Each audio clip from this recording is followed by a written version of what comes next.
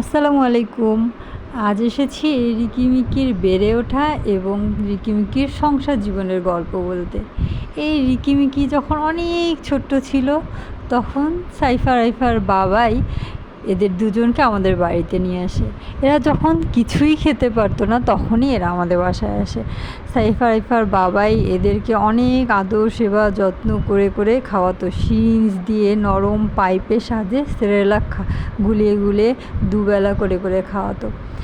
দেখতে দেখতে একসময় রিকিমিকি বড় হতে লাগলো এবং এদের দুজনের মধ্যে অনেক ভাব ভালোবাসা প্রেম শুরু হয়ে গেল। হঠাৎ একদিন সাইফা রাইফার বাবাই এদের বক্সের গেট খুলে দেখতে পেল, আলহামদুলিল্লাহ এরা তো ডিম পেড়েছে। আলহামদুলিল্লাহ একটি দুইটি নয়, ছয়টি ডিম পেড়েছে। রিকিমিকির ডিম পাড়াতে সাইফা রাইফার বাবাই তো মহা খুশি। আলহামদুলিল্লাহ আমিও অনেক খুশি হয়েছিলাম।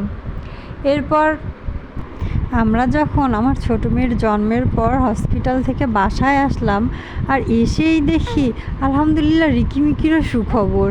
আমরা তো তখন কি খুশি হয়েছিলাম। মহান আল্লাহ রব্বুল আলমিনের কাছে অনেক অনেক শুকরিয়া। আর মাশাআল্লাহ দেখুন রিকিমিকির ছেলেমেয়েগুলো এত সুন্দর হয়েছে আর এখন তারা বড় হয়ে যাচ্ছে আলহামদুলিল্লাহ। আর তাদের যে খুনসুটি, তাদের একসঙ্গে চলাফেরা, তাদের ভালোবাসা, এগুলো দেখতে কী যে ভালো লাগে। আমার না এদের সঙ্গে অনেক সময়ে আমি পার করি, আমার অনেক ভালো লাগে। আমার বড় মেয়ে সাইফাও অনেক ভালোবাসে এদের।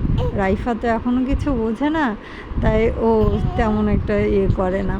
কিন্তু সাইফা রাইফার বাবাই, সাইফা, আমরা এদের নিয়ে অনেক এনজয় করি, আমাদের অনেক ভালো লাগে।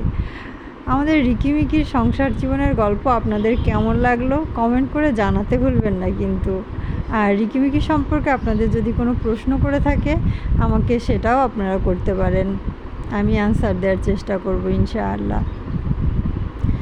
আপনারাও আপনাদের এরকম যদি কেউ কোনো রিকিমিকি থেকে থাকে তাদের গল্প আমাদের সঙ্গে শেয়ার করবেন, আমরা দেখব, আমাদের ভালো লাগবে। সবাই ভালো থাকবেন, সুস্থ থাকবেন।